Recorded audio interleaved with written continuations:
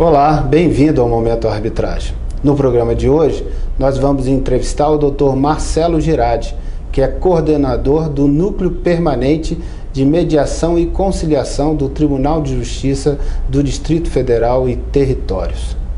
Fica com a gente que nós vamos tratar temas muito interessantes, desde conciliação e mediação até as formas efetivas que estão sendo adotadas pelo Tribunal de Justiça do Distrito Federal com altíssimos índices de satisfação da população.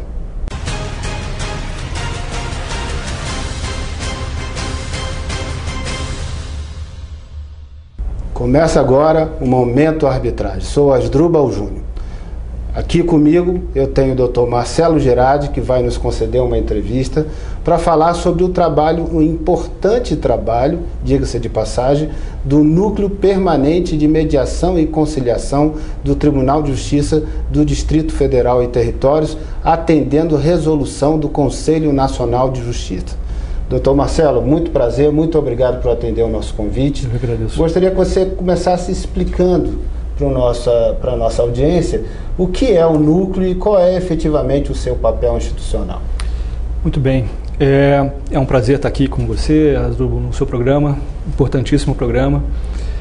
De fato, o núcleo ele é uma unidade prevista na Resolução 125, apesar do Tribunal de Justiça já possuir essa unidade desde 2002, né, que vem fazendo as experiências até chegar no que hoje é o núcleo, mas o núcleo hoje então ele se legitima nessa necessidade expressa na Resolução 125 do CNJ de que todos os tribunais tenham um núcleo permanente de mediação e conciliação. Esse núcleo ele é uma unidade estratégica que dentro do tribunal ajuda a implementar, o responsável pela implementação da política nacional de tratamento adequado dos conflitos de interesses. Doutor Marcelo, essa política instituída pelo CNJ, ela tem qual o escopo, qual é efetivamente o objetivo dela? Ela quer desafogar o Poder Judiciário ou ela quer procurar desenvolver estratégias mais eficientes para resolver o conflito e procurar com que a sociedade entenda que há outros caminhos, além de simplesmente brigar em um processo para resolver seus problemas? É muito bom esse encaminhamento, porque nos dá a oportunidade de realmente entender a finalidade da 125. A Resolução 125, de fato, o objetivo principal dela é mudar a nossa cultura de uma cultura do litígio para uma cultura de pacificação. Porque o conflito custa muito caro quando ele é mal resolvido. Ele custa caro emocionalmente, ele custa caro economicamente, ele custa caro em termos de tempo, né? Então, o conflito bem resolvido, ele preserva as relações sociais. Então, a política nacional que o CNJ encampa junto com todos os tribunais, junto com todos os advogados, junto com todo o Ministério Público, a Defensoria Pública, ou seja, toda a sociedade reunida, exatamente para que nós mudemos a nossa forma de lidar com o conflito na sociedade. Uma das consequências principais será, e está sendo, claro, a redução de demanda no judiciário. Ou pelo menos do tempo de solução dessa demanda. Ou pelo menos do tempo de solução e da qualidade da solução, né? Porque depois uma demanda durante muito tempo e dependendo da forma como ela é conduzida, já não satisfaz mais a necessidade inicial quando uma pessoa física ou jurídica procurou o judiciário. Então, de fato, uma das consequências é a redução de processos. Então, na verdade, o CNJ, ao criar essa resolução e essa política, ele pretendeu com que os tribunais de justiça dos estados tivessem a sensibilidade e a percepção de que poderiam também implantar em suas unidades, em seus estados, atividades que efetivamente maximizassem a possibilidade de uma solução consensual nos processos que já tramitam nesses tribunais. Exatamente. Muitos tribunais já tinham projetos e unidades funcionando, porém não eram garantidas institucionalmente. A Resolução 125 ela dá essa garantia institucional. Eram atividades avulsas, dependiam muito da vocação e do empenho pessoal, praticamente, dos então dirigentes de cada tribunal. Exato, podia mudar de uma gestão para outra. Hoje em dia não existe mais essa opção. Mude a gestão, a política será a mesma.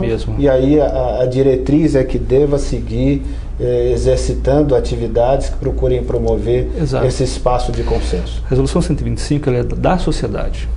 A política nacional ela é da sociedade. Não é uma opção dos tribunais dizerem nós vamos implantar essa política ou não. Hoje é compulsório, mas é uma compulsoriedade exatamente para dar esse caráter institucional. Não podemos deixar de investir nessa direção. E não deixa de ser também um reconhecimento da eficácia desses meios. Sem dúvida.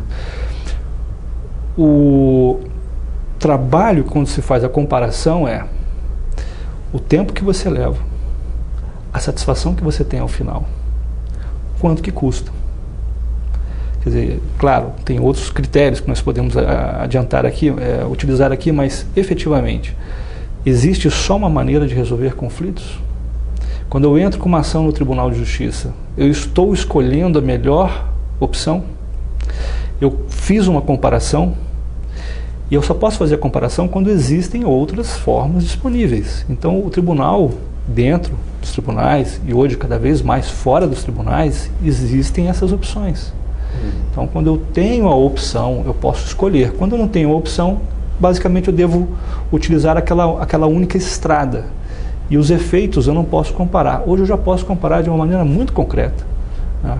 E você já tem até, eu acho, um dado, uma informação que convence a dizer, olha, a partir de certo ponto justifica, é viável investir em ações efetivas, práticas, para poder estimular o caminho da conciliação.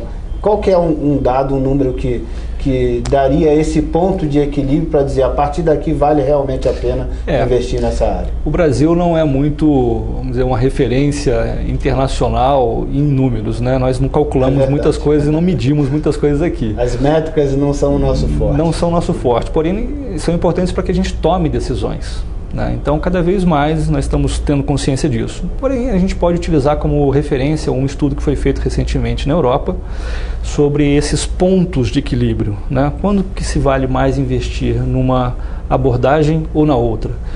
Chegou-se a uma conclusão num estudo recente apresentado agora em Bruxelas, no Parlamento Europeu, no dia 20 de janeiro, sobre os pontos de equilíbrio. Em termos de custo, né? Quanto você gasta para que aquele conflito seja resolvido, mais especificamente aquela disputa seja resolvida, chegou-se a um valor médio na comunidade europeia de em torno de 10 mil euros, se você utilizar o processo judicial. Se você utilizar a mediação, a média do valor cai para 2.500 euros. Então, assim, 10 mil euros para resolver um processo pela forma tradicional, né, em que haverá um procedimento, uma sentença, etc. Perfeito. E 2.500 euros para resolver esse mesmo caso por mediação. Por mediação. Isso nós falamos na média, né, para cima e para baixo. A partir de 19% de índice de acordos em mediação, já se economiza mais tempo. Ou seja, vale mais investir na mediação do que no processo judicial a partir de 19% na comunidade europeia, hoje, em relação ao tempo. Então seria, se a cada 100 processos que se tentar a solução consensual, 20 for positiva, já terá valido a pena desenvolver esse esforço. Para o Estado e para a sociedade. E 24% em relação ao custo. A partir de 24% de índice de taxa de acordo, vale mais a pena utilizar a mediação. Se os nossos programas têm em média 50, por exemplo, na Semana Nacional. Aquele movimento nacional pela conciliação. Exatamente. Você tem lá uma taxa de 50%, quer dizer que já está com folga. Está com folga. Está resolvendo com folga. Com mais vantagem do que se você estivesse seguindo. Significa que trouxe realmente economia para a sociedade. Para a sociedade, individualmente. Menos sofrimento para quem está litigando e economia para a sociedade como um todo. Que sinaliza uma solução. Se nós investirmos nessa direção, cada real investido em mediação, em conciliação dentro e fora dos tribunais de justiça, aumenta a nossa capacidade de custo-benefício, de investimento. Cada real investido nesses programas, nós temos melhores resultados. Por exemplo, no judiciário, mais satisfação social, menos processo nas varas. Então, para a gente voltar agora a uma parte mais prática, para quem está nos assistindo, entender o funcionamento do NUPEMEC, que é o Núcleo Permanente de Mediação e Conciliação do Tribunal de Justiça do DF. O que efetivamente se faz no NUPEMEC? Ou seja, tem um centro que vai atender a comunidade, vai promover a conciliação e a mediação? É isso que eles realizam? Como funciona? Exatamente. O NUPEMEC ele é composto por centros, né? O NUPEMEC é responsável pela administração e desenvolvimento desses centros. Nos centros efetivamente é onde acontecem as mediações. Então o NUPEMEC administrando os centros estão disponíveis como um trabalho complementar das varas, para resolver os conflitos. Eles são auxiliares das varas, dos órgãos jurisdicionais. Sim. E aí o juiz é que solicita a intervenção desse centro para cada caso, ou as próprias partes podem manifestar? Como as duas formas, exatamente assim, as duas formas. Ou o juiz encaminha, e por um despacho, né, encaminhando aquele processo para que exista uma tentativa de resolução por meio de mediação, e o centro entra em contato com as partes e verifica se as partes concordam em participar da mediação para resolver o seu conflito. Ou então, uma das partes solicita, ou ambas as partes solicitam para a vara para que seja encaminhado o processo ao centro, ou eles solicitam ao centro, que comunica à vara que autoriza ou não para que o processo seja encaminhado ao centro.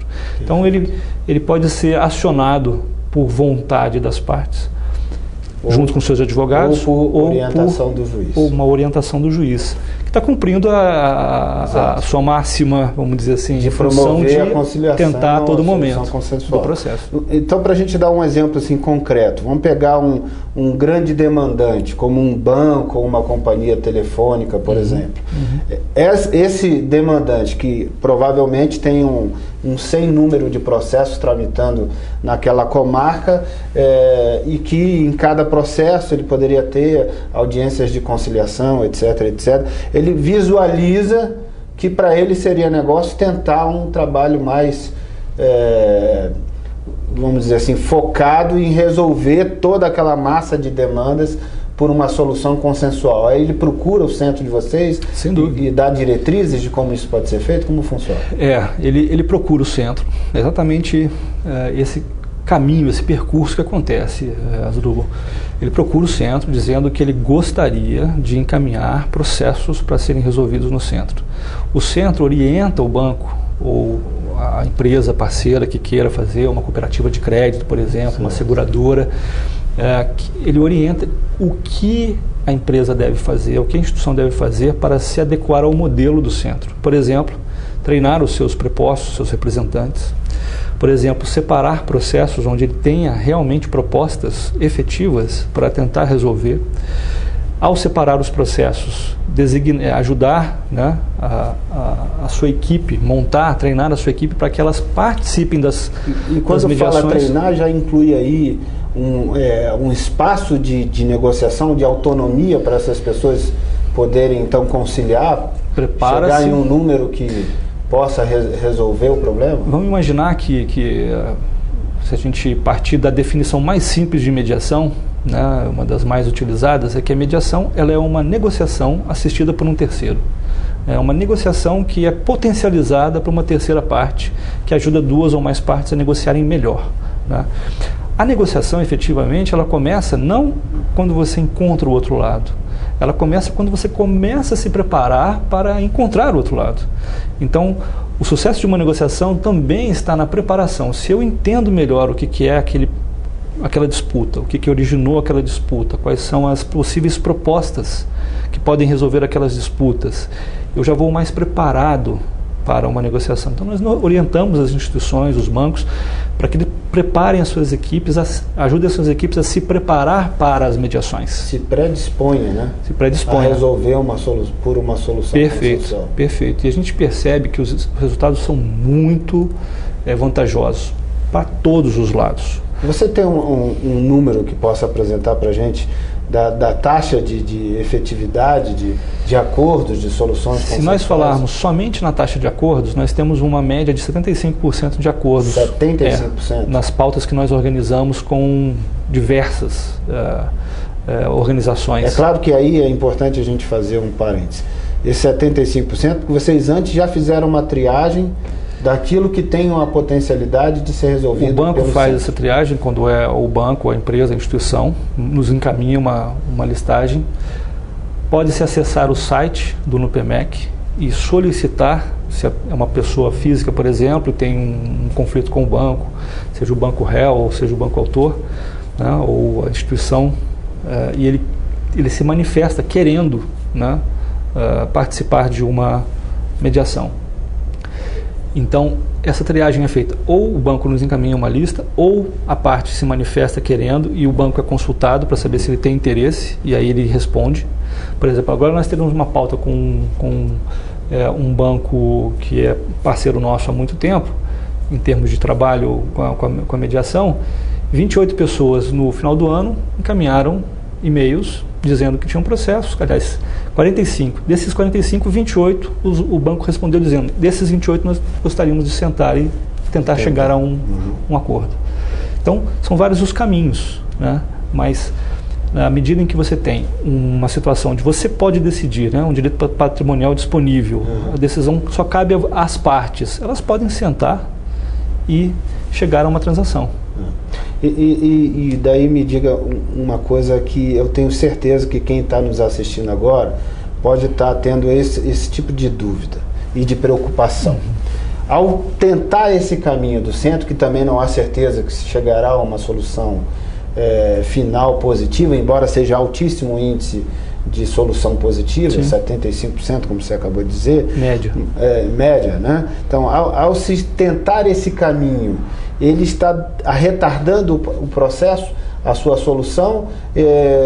Se está, em quanto tempo que normalmente esse trabalho é desenvolvido pelo centro para ele dar uma solução final, dizendo que deu certo ou não deu certo e volte a tramitar normalmente pelo caminho tradicional? Nas mediações de família, que são as mais demoradas normalmente, leva-se em torno de 3 a 4 sessões. Estamos falando de 6 a 8 horas nas de família. Isso cada sessão por semana, por mês? Uma sessão a cada semana normalmente, né, de 2 horas. Nas mediações cíveis, mais restrito em relação ao assunto, né, por exemplo, bancos, cooperativas, mais pontuais, DPVAT e assim por diante, uma sessão entre 40 minutos e 1 hora resolve. Né? E às vezes você remarca a sessão, porque acontece de uma sessão você ter uma proposta que não estava esperando, ou você tem que consultar alguém ou pegar uma informação. Na verdade, quando o problema envolve bastante o aspecto emocional, o sentimento das pessoas, é que devem ir para esse caminho um pouco mais demorado, né? Mais trabalhoso. Normalmente. O outro, quando envolve mais uma questão racional, econômica, de valor, de chegar em um número, que é mais simples, isso? Exatamente. Você tem, mesmo em questões assim que aparentemente são bastante objetivas, como uma dívida de banco, dependendo da forma como o banco tratou aquele cliente, ele está envolvido emocionalmente. Muito magoado, etc. E dependendo da forma como o banco trata na conciliação, restaura você abre a possibilidade de acordos mais produtivos e mais objetivos quando você trabalha também o aspecto emocional. Tem níveis, todas as mediações têm um aspecto emocional envolvido. Certo. A questão é como o conflito, né, dentro do conflito, esse aspecto emocional evoluiu. Né? Então, vamos pegar esse caso um pouco mais demorado que você falou. Umas 4 sessões, de 2 horas cada uma, é isso? Exatamente. E uma sessão por semana, então um mês de atuação. Aproximadamente, 3 semanas a um mês. 3 semanas a um mês é o tempo que supostamente ela estaria dando uma pausa no seu processo, na tramitação natural do seu processo para fazer essa tentativa? Tem casos em que as partes concordam em pedir a suspensão do processo por 30 dias, 60 ou 90. Mas é de comum acordo quando, por exemplo, precisam de uma nova informação de uma perícia, precisam de levantar um valor, precisam de fazer um novo cálculo, alguma coisa assim. Mas as partes entendem que eles querem interromper o trâmite normal para tentarem. Em outros casos, não, o trâmite continua né? Nem normalmente. Para o trâmite. Vamos imaginar que a gente tem uma audiência de conciliação marcada na vara civil para abril. E a gente tem na semana que vem uma mediação marcada. A nossa audiência de conciliação... Não vai impedir o agendamento da audiência que já estava lá programada, continua programada enquanto vocês fazem o procedimento para tentar a solução por mediação. Tentar a solução. O trâmite continua normalmente. O que acontece é que se eu consigo a solução antes, a possibilidade de nós extinguirmos aquela disputa... Então é muito válido, porque, ou seja, ele não está retardando o processo, e ainda que o retarde em alguma situação mais específica, como você falou, isso será um tempo mínimo, considerando o tempo que se leva para resolver um processo pela via normal da sentença, que vai com certeza ultrapassar 1, 2, 3, 5 anos de solução. Levar um mês não é nada. Imagina uma avenida dentro de uma cidade, uma avenida bem larga, né? Imagina que a grande maioria das pessoas utiliza essa avenida para chegar no seu destino, né? É claro que em algum momento essa avenida fica bastante congestionada. Toda vez que você tem que chegar ao seu destino, você quer alcançar um determinado local, existe só a única proposta é pegar aquele caminho. É claro que toda vez que você entra na avenida, você está contribuindo para que ela fique mais lenta. Se você tem opções, você pode chegar pelo ar, ou você pode chegar por um rio, ou você pode chegar por outras vias que vão ser... Às vezes vai até por um caminho mais longo, mas menos congestionado, mais rápido. Você, quando está no trânsito, né? Você está lá, o seu carro está ligado. Exatamente para saber o fluxo do trânsito. Você está dentro do trânsito, que é, por exemplo, dentro dos processos, no caminho hoje dos processos comuns. Seu carro está parado ou andando muito devagar, você está gastando gasolina, você está perdendo tempo que você podia estar usando com outras coisas. Se estressando. O seu carro está tendo um desgaste natural das peças, porque ele está, continua... Se você chegaria em 20 minutos, você leva 1h30 para você estar se estressando, tem todo um lado de desgaste emocional, físico e psicológico, né? Então, se você tem a proposta de alguém que se você quer pegar um outro caminho, vamos fazer um teste. E se você faz um teste e você chega mais rápido, com menor desgaste físico, emocional, psicológico, material, e você ganha mais tempo na sua vida e resolve melhor aquela situação, é claro que numa próxima vez a sua, vamos dizer assim, escolha vai pesar no momento onde você entra nessa avenida novamente. Você já vai considerar esse caminho de pronto. De pronto. Agora, se quem considera junto com você, no caso o advogado, diz, não, vamos entrar na avenida, e você já testou ou sabe que existem outras opções, o seu advogado diz, não, a opção melhor é essa avenida, pode ser que seu advogado em algum momento seja questionado. É diferente que um advogado que chega e fala, olha, tem essa avenida.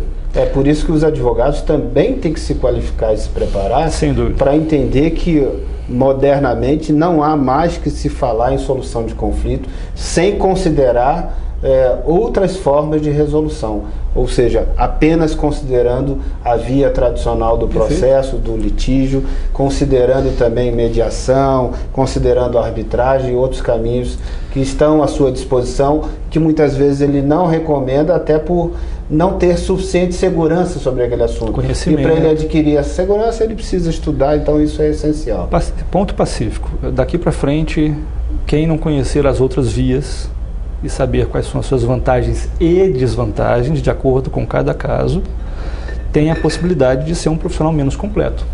É possível até que daqui a pouco o cliente perceba que o seu advogado não está muito bem antenado com a melhor forma de resolver conflitos e comece até a considerar a escolha de outro profissional, né? é interessante que nas cidades de maior movimento, como São Paulo, por exemplo, agora eles estão abrindo as vias exclusivas, né, para ônibus, para táxis e assim por diante. A mediação, a arbitragem, os métodos alternativos, chamados alternativos, ou que nós podemos falar adequados, são essas vias. Elas visam descongestionar, né, uma via que foi... Esse exemplo do trânsito é muito bom. Que vai bem, é uma via que vai bem. Só que se eu olho para aquela via que já está congestionada e penso, a solução é aumentá-la, é ampliá-la, pode ser que daqui a 2 anos, 3 anos, ela... Você vai só...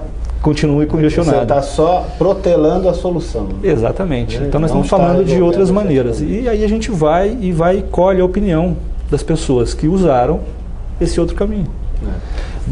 Marcelo, também eu tenho certeza que muita gente deve estar se perguntando uma coisa nesse momento. Tá, é um caminho legal, estou convencido, devo tentar, mas isso vai me custar quanto? Nos tribunais hoje, os programas que são oferecidos são gratuitos. Gratuitos? Hoje nos tribunais. Não há nenhuma taxa judiciária a mais por esse serviço? Não há uma taxa judiciária a mais por esse serviço. Nem se tiver uma solução positiva? Nem se tiver uma solução positiva. Então, o que acontece é que... Risco zero? Não tem por que não tentar, né? Vamos dizer que o risco realmente, uma análise de riscos fazendo, é assim, o que pode acontecer? Você... não é um processo, se você realmente quer resolver e ter um caso complexo na sua mão, não é um processo fácil. É um processo que você vai ter que se esforçar. Você vai ter que usar o melhor que o ser humano tem, que é inteligência, criatividade, paciência. É o nosso melhor, mas é difícil. Mas é um desafio. Você acaba utilizando isso e você percebe que você tem... Eu acho que o maior benefício desse processo não é nem a questão de não custar, vamos dizer assim, financeiramente, porque isso conta, com certezamente, é muito importante. Mas o maior benefício é que você se torna protagonista da própria vida naquele aspecto. Você tem a possibilidade de ter maior controle sobre o resultado. Você passa a ser coautor daquela solução. Na verdade, você... É o autor ou o coautor? O autor, coautor porque o outro lado também concordou e muitas vezes o conciliador interferiu de maneira proativa, fazendo sugestões. Mas no mínimo você tem uma parcela significativa, importante de autoria naquela conclusão. Enquanto que se ele espera a sentença do juiz, ele está entregando a autoria daquela solução ao juiz, aos tribunais, num grau de recurso. Então ele não tem autoria sobre aquilo, por melhor que ele tenha desenvolvido argumentos e por melhor prova que ele possa produzir no processo. Por melhor que seja o juiz. Por melhor capacidade do juiz. Exatamente. Nem sempre. Eu ouço muitos juízes falando isso lá no nosso tribunal e em outros tribunais do país. A minha convicção é: eu estou extremamente bem preparado para dar uma decisão. Mas eu também estou bastante consciente de que a decisão tomada pelas partes, por eles mesmos, pode ser muito melhor do que a minha. Em geral é? Em geral é, porque é a partir deles que analisam as próprias necessidades e os interesses e tomam a decisão em relação a essas necessidades e os interesses. Eu costumo dizer que, em geral, a decisão das partes é melhor do que a do juiz, porque a do juiz, quase sempre, né? Eu diria quase sempre, ele vai gerar algum descontentamento, ou de um lado, ou de outro, ou de ambos. Muito dificilmente o juiz terá a felicidade de entregar uma sentença que corresponda plenamente às aspirações de justiça dos dois lados. É bem difícil isso acontecer, é quase improvável que aconteça. Enquanto que, se a solução é das partes, cada um leva aquele conforto no seu coração de que foi resolvido da melhor forma que ela enxergou possível resolver e que ela se satisfaz, se apraz com aquela solução que lhe foi entregue. É interessante que um sistema reforça o outro, né?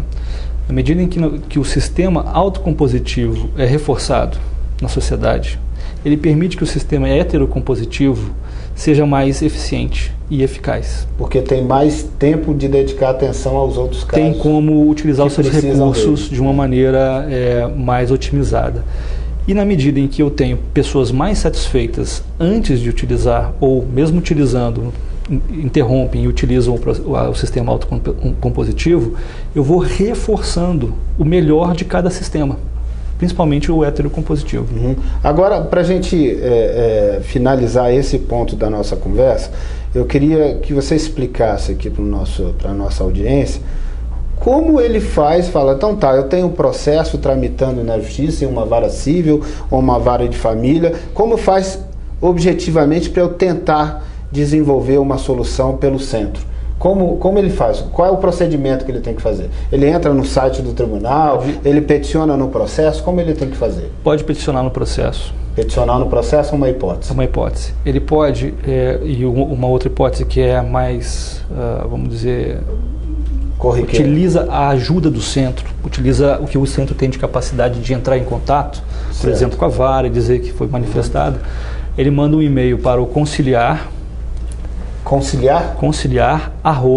@tjdft.jus.br. Olha aí na sua tela, conciliar@tjdft.jus.br. Perfeito. Esse e-mail chega para o centro. Ele tem que colocar que informações nesse e-mail? O nome. Seu nome completo. O número do documento de identidade. O número do processo. Só. E uma informação ou outra que ele julgar importante para acrescentar. A partir dessas informações, nós entramos em contato com a parte que nos encaminhou a mensagem e começamos o procedimento de verificação do agendamento, da mediação, dia, hora, local, e disponibilizamos os mediadores e o espaço físico, né, ou aqui em Brasília, ou no nosso centro em Itaguatinga, dependendo do local. Na medida que a gente vai instalando mais centros, vai atendendo mais locais no nosso Distrito Federal. Perfeito. Então é simples, basta ele enviar um e-mail ou ele peticionar no processo. Se ele enviar e-mail, coloca todas essas informações para que possa ser identificado de que caso está se tratando, né, para que então possa se dar os passos seguintes no procedimento, e não tem custo nenhum, leva muito pouco tempo para o assunto ser desenvolvido. Quando a gente viu aqui nas situações mais demoradas, 4 semanas para se tentar efetivamente a mediação.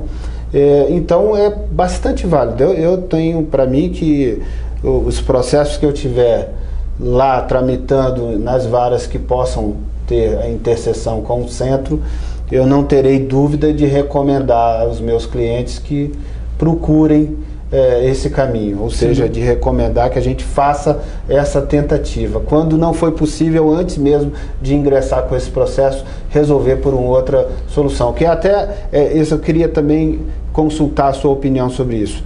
A gente falou do NUPEMEC aqui, falamos do importante trabalho que o Tribunal de Justiça do DF está desenvolvendo nessa linha e que segue uma diretriz do Conselho Nacional de Justiça, mas antes de tudo isso, a pessoa ainda não ingressou na Justiça. Quais são as suas recomendações? É interessante que nós, muitas vezes, quando entramos num conflito, não fazemos uma análise de risco em relação à forma de resolver esse conflito. Isso, de alguma forma, está envolvido com a questão emocional, né? Porém, o conflito custa, e custa caro se você faz uma opção por resolvê-lo da pior forma possível. A sociedade está se organizando cada vez mais em termos de instituições, de profissionais, né, que podem oferecer um passo anterior ao judiciário. Por exemplo, a arbitragem.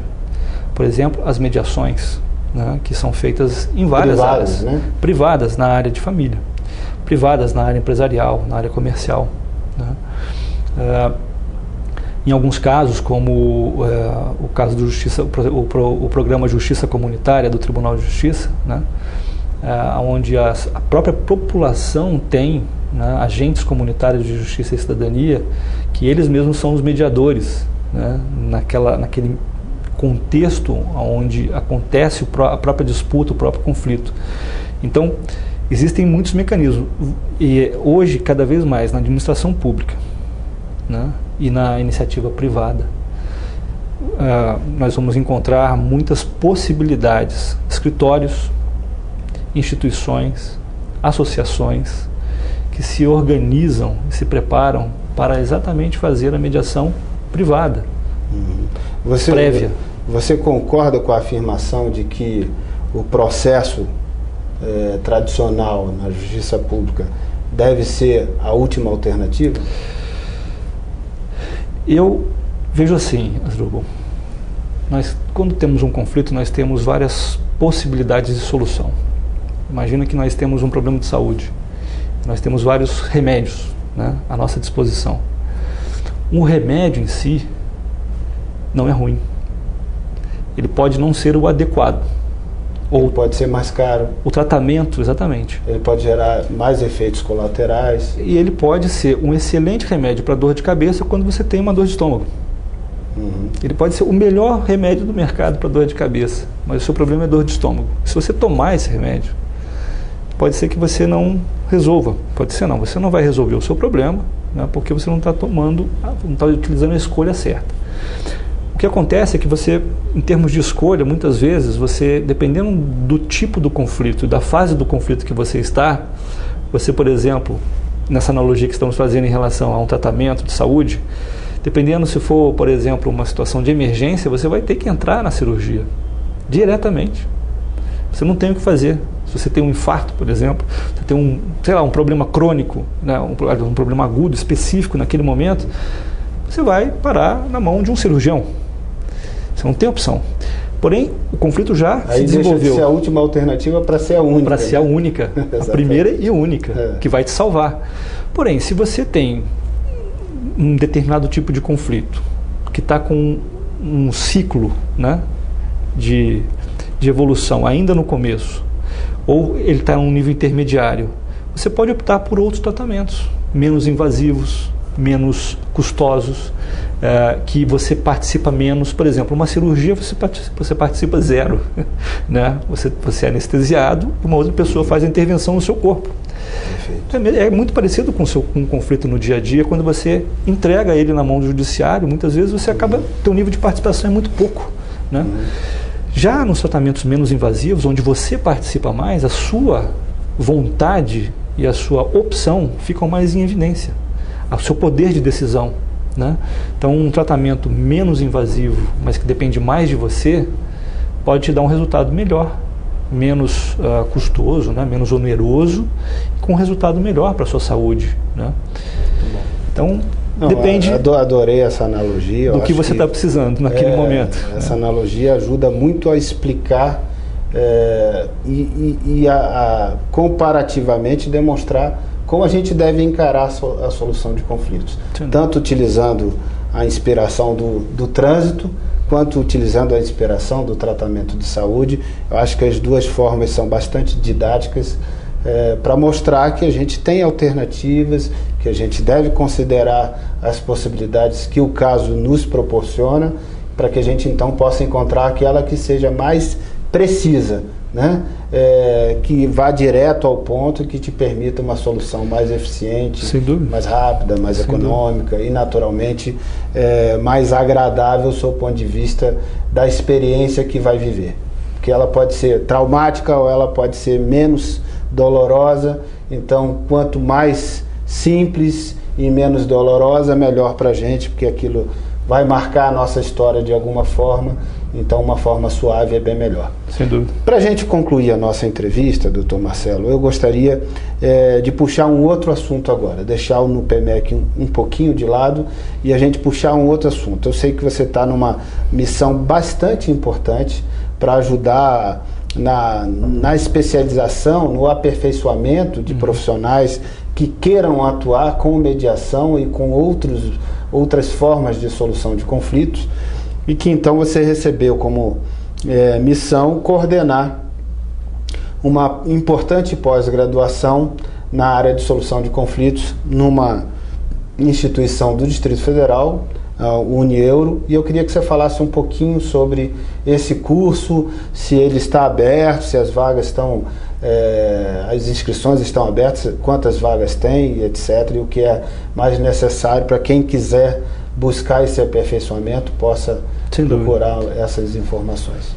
O curso já é o reflexo de um novo cenário, né? de uma nova tendência que hoje nós temos, tanto na área pública, quanto na área privada, quanto, enfim, em todos os ramos onde nós nos organizamos como sociedade. O curso é um curso de resolução de conflitos, com ênfase em mediação. Ele pode ser acessado no site da Unieuro, na parte de pós-graduação, ali www.unieuro.edu.br. Está aí na sua tela. Você acessa pós-graduação na área de gestão do conhecimento, tem a pós-graduação em resolução de conflitos, com ênfase em mediação, onde nós organizamos um programa que parte desde da análise do conflito individual, ou seja, da pessoa, para o conflito no grupo, ou seja, entre grupos, interpessoal, até o design de sistemas de resolução de conflitos em diversos ambientes, passando depois por mediação, o que é, como funciona, como se aplica. E depois nós vamos trabalhar nas diversas, nós trazemos profissionais, grandes nomes do Brasil, para mostrar como se aplica na prática aquele conceito aprendido na teoria. E as inscrições estão abertas? As inscrições estão abertas e o curso começa dia 14 de março. 14 de março. 14 de março, no formato de sextas-feiras à noite. Especialização lato sensu, é isso? Especialização lato sensu. No formato de sextas-feiras à noite, sábado o dia inteiro, no intervalo de 15 dias. Então 2 vezes por mês, é isso? 2 encontros por mês? 2 encontros por mês. Você tem sexta e sábado o dia inteiro, e aí você vai fazer uma pós-graduação, como é o nome? Pós-graduação em resolução de conflitos. Resolução de conflitos. Com ênfase em mediação. Com ênfase em mediação. Está aí o meu convite. Eu também recebi o convite aqui do Dr. Marcelo para integrar o corpo docente desse curso. Muito honrados com E se você puder participar, nos encontraremos lá. Vou falar um pouquinho sobre a arbitragem nesse curso. Dr. Marcelo, quero muito agradecer a sua participação, deixar aqui um espaço se você quiser fazer algum complemento, dar alguma informação adicional, tem a palavra, fica à vontade. Eu que agradeço, acho muito importante esse programa e essa iniciativa que você vem levando à frente, não é fácil, mas entendo também que hoje, na minha experiência aqui no Distrito Federal e em todo o país, em vários lugares, as pessoas precisam desse tipo de informação, precisam desse tipo de interação, de contato principalmente com o que acontece na prática, né? A mediação, a arbitragem, os métodos apropriados de resolução de conflitos são um convite para a sociedade, dar um passo além, fazer uma evolução na sua maneira de se relacionar. Ou talvez o bem mais precioso que nós temos hoje na sociedade, talvez, assim, na minha opinião, eu acho que é o relacionamento. Como nós nos relacionamos comercialmente, em família, com os vizinhos, em vários ambientes, né? O vínculo do relacionamento, quando nós temos um conflito, ele é ameaçado. E amadurecer o sentimento de como a gente possa resolver problemas quando há dificuldade nesse relacionamento, é alçar um nível superior, né? Um nível humano superior, porque a gente consegue ver que é possível a gente se entender. Né? O que a gente vê no dia a dia, né, das pessoas em conflito, que é o nosso, vamos dizer assim, dia a dia também, é que o conflito é comum. Se você está em relação, você em alguns momentos tem divergências e essas divergências se tornam conflitos. Como nós resolvemos os nossos conflitos é que nos fazem ou que nos dão a referência da nossa maturidade. Ou seja, quando o conflito acontece, que opção que nós tomamos? O conflito pode ser uma grande ameaça ao relacionamento ou pode ser uma grande oportunidade de melhorar o relacionamento, dependendo da forma como nós nos preparamos para lidar com essas situações. Nós não recebemos essa preparação, nós temos essa preparação muitas vezes intuitiva dentro de nós, nos relacionamos de maneira intuitiva, mas muitas vezes, como não temos a preparação, nós atuamos de forma improvisada. Improvisado no sentido de não estar preparado.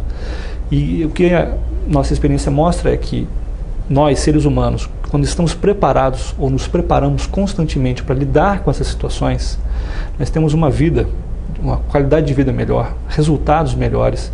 sejam eles pessoais, profissionais, econômicos e assim por diante. É isso que as empresas estão percebendo, as instituições públicas estão percebendo, os indivíduos estão percebendo, a advocacia está percebendo, o judiciário está percebendo. Então nós estamos num momento muito interessante, é uma grande oportunidade de mudança. Um momento especial que demonstra um avanço na percepção das formas de resolver conflitos e, naturalmente, especialmente da forma de nos relacionarmos com mais qualidade, num plano um pouco acima daquilo que vimos fazendo até hoje. Então é um momento especial, singular, que você também pode viver esse momento na medida em que pare para amadurecer o pensamento sobre esse assunto. Por isso eu quero agradecer muitíssimo a participação do nosso convidado especial, Dr. Marcelo Girardi, que é coordenador do Núcleo Permanente de Mediação e Conciliação do Tribunal de Justiça do Distrito Federal e Territórios, que nos concedeu a entrevista aqui hoje. Muito obrigado, Dr. Marcelo. Obrigado. E quero agradecer a sua audiência. Pedir para você, se você tiver gostado do nosso programa, compartilhe nossos vídeos, comente, envie suas perguntas, sugestões de pauta, faça suas críticas construtivas, serão muito bem-vindas. E se quiser fazer uma parceria para divulgar os nossos vídeos no seu blog ou site, envie um e-mail para mim, está aparecendo o e-mail aí na sua tela. Muito obrigado mais uma vez por sua audiência. Te encontro no próximo programa, lembrando para você que toda segunda e quinta-feira você me encontra aqui no Momento Arbitragem. Um grande abraço e até o próximo programa.